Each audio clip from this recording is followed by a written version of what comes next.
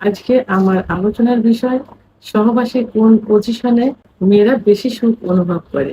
অধিকাংশ পুরুষই এখন জানতে চায় যে কোন পজিশনে সহবাস করলে তার স্ত্রী বেশি সুখ অনুভব করবে।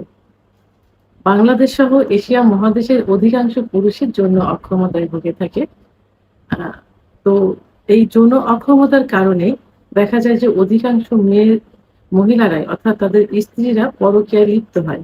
স্বামীর সঙ্গে ভালো সম্পর্ক থাকে না, পারিবারিক কলহ থাকে, অশান্তিতে থাকে। তো সেই ক্ষেত্রে পুরুষ বিভিন্ন পন্থা অবলম্বন করে তার স্ত্রীকে একটু সুখ দেওয়ার জন্য। কারণ তারা মুখ ফুটে বলতে পারে না এবং লজ্জা পায় চিকিৎসা নিতে, যে কারণে বাজারে গিয়ে একটা অন টাইম ফার্মেসি থেকে কিনে এনে খাইতে থাকে। একটা সময় অন টাইমে কিন্তু কাজ করতে পারে না। অর্থাৎ কাজ করে না। আবার দেখা যায় যে কিছু হালুয়া এই জাতীয় কিছু চিকিৎসা নেয়। বিকল্প ধারার কিছু চিকিৎসা নেয়, যে চিকিৎসাতে যে কয়দিন ওষুধ খায় সে কয়দিন ভালো থাকে। ওষুধ শেষ হয়ে গেলে আবার আগের মতো হয়ে যায়। এমন হয়ে থাকে যে আগের থেকে বেশি খারাপ হয়ে যায়।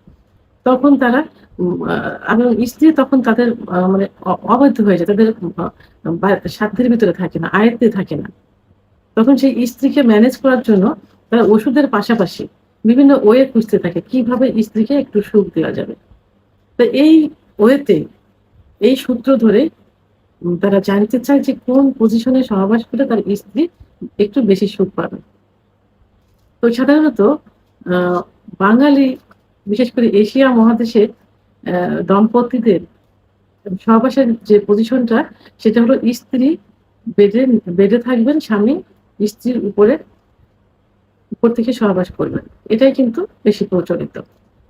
তো সেক্ষেত্রে যদি স্বামী যৌন অক্ষমতায় ভোগে, বিশেষ করে যদি দ্রুত বীর্যপাতের সমস্যায় ভুগতে থাকে, তো উপর থেকে সহবাস করলে সাধারণত পুরুষ যদি উপর থেকে সহবাস করে তাহলে তাদের শক্তিটা বেশি লস হয়। এবং যদি মোটা থাকে, যারা বেশি মোটা থাকে তারা অনেক সময় হাঁপিয়ে যায়। আর মোটা থাকলে কি হয়, তাদের লিঙ্গ আকৃতিটা কিন্তু ছোট হতে থাকে, ছোট হয়ে যায়। তো সেই এ প সেই অবস্থায় যদি উপর থেকে স্ত্রীর সঙ্গে সহবাসে লিপ্ত হওয়া যায়, তো অনেক স্ত্রী কিন্তু স্ত্রীর ভিতরে যে জরায়ুর মুখটা থাকে, সেই জরায়ুর মুখে যদি সা ইয়ে মা স্বামীর পুরুষাঙ্গটার ঘর্ষণ লাগে তাহলে সুখ অনুভব করে। তা এইভাবে যদি মোটা হয়, মানে তার স্বামী যদি মোটা হয় তখন তার যে লিঙ্গের সাইজটা আসে, এই সাইজটা দিয়ে অনেক সময় জরায়ুর মুখে আ স্পর্শ করা সম্ভব হয় না। এবং স্পর্শ করার আগেই স্বামীর বীর্যপাত হয়ে যায়। তখন কিন্তু ওই স্ত্রী সুখ অনুভব করে না। সেক্ষেত্রে স্বামীকে কি করতে হবে? একটু টেকনিক অবলম্বন করতে হবে। তো সেখানে নিজে শুতে হবে। যারা মোটা থাকে, যাদের দ্রুত বীর্যপাত হয়ে যায়, যাদের সহবাসে স্ত্রী সুখ পাচ্ছে না, তখন কি করতে হবে? স্বামীকে শুইতে হবে। স্ত্রী উপর থেকে যৌন কার্য পরিচালনা করবেন। এতে কি হবে? তাদের কাঙ্ক্ষিত যে চাওয়াটা থাকে, অর্থাৎ যে আ জরায়ুর মুখে স্বামীর পুরুষাঙ্গটা স্পর্শ লাগবে। এটা কিন্তু খুব ইজি ভাবে তারা নিজের আয়ত্তে এনে সেই স্পর্শটা কিন্তু তারা করাতে পারে। কারণ তখন যৌন কার্য তার আয়ত্তে থাকে। তারা ইচ্ছামত এটা ব্যবহার করতে পারে। এবং তাদের যে জি স্পট জায়গাটা থাকে মহিলাদের, সেই জি স্পট জায়গা অর্থাৎ যেখানে ঘর্ষণের কারণে বীর্যপাত হয়।